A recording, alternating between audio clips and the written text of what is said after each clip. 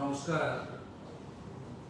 আজকে এই দুপুরের পর থেকে আপনার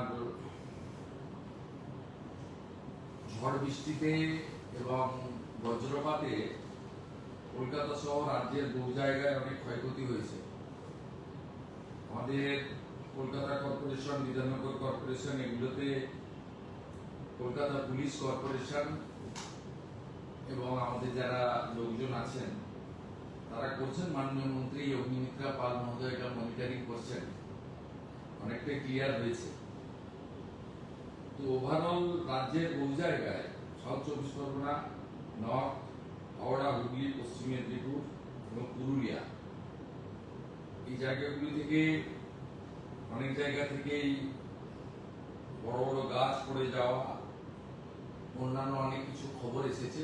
কলকাতাতেও দেখেছেন কিছু গাড়ির উপরে গাছ পড়েছে, কিছু ইনজোর্ড আছে। আমাদের এই ঝড়ে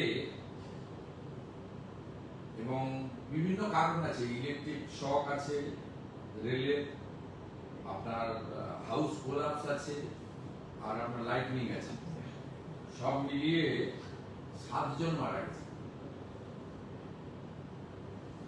7 জন মারা গেছেন। আমরা এখানে হোম সেক্রেটারি আছেন, ডিজাস্টার ম্যানেজমেন্টের সেক্রেটারি আমার সাথে আছেন, আমাদের মাননীয় মন্ত্রী আছেন। আমরা আমাদের সরকারের যে দপ্তরগুলো আছে তারা মনিটরিংও করছেন। পুলিশকে বলা হয়েছে এবং জেলা শাসকদের বলা হয়েছে পোস্টমর্টম বা অন্যান্য যেগুলো করা। আমরা সরকারের পক্ষ থেকে এই 7টি পরিবারকে আবারও বলি, ক্ষতিপূরণ দিয়ে মৃত্যুর কোনো ক্ষতিপূরণ হয় না, সবাই জানেন। আমরা 4 লক্ষ টাকা করে তাদেরকে ক্ষতিপূরণ ঘোষণা করছি এবং 4 লক্ষ টাকা করে ক্ষতিপূরণ জেলা শাসকরা স্থানীয় বিধায়কদের নিয়ে দ্রুততার সঙ্গে এই তাদের কম্পেনসেশন পৌঁছে দেওয়ার ব্যবস্থা করবেন। আর যারা আহত হয়েছেন তাদেরকেও আমরা কম্পেনসেশন দেবো, কিন্তু সেটা এখনই না বলে ওদের যাতে চিকিৎসাটা সরকারিভাবে আমরা দ্রুততার সঙ্গে করতে পারি সেটাও আমরা নির্দেশ দিয়েছি। এটাই আমাদের ছিল।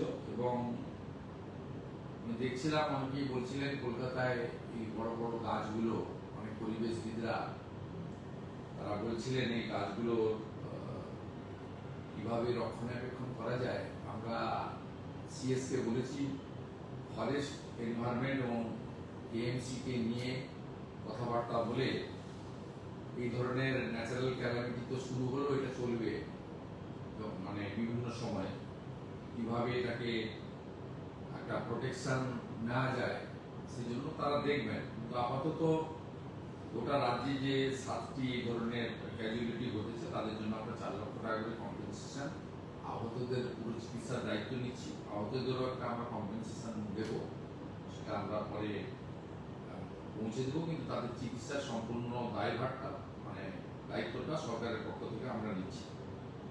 আর বাকি তো রাস্তাঘাট ট্রাফিক ক্লিয়ার করার জন্য কলকাতা, হাওড়া এবং বিধাননগর পুলিশ লেগে রয়েছে। পৌর নগর উন্নয়ন মন্ত্রী অগ্নিমিত্রা পাল মহোদয় তিনি বিষয়টা মনিটরিং করছেন।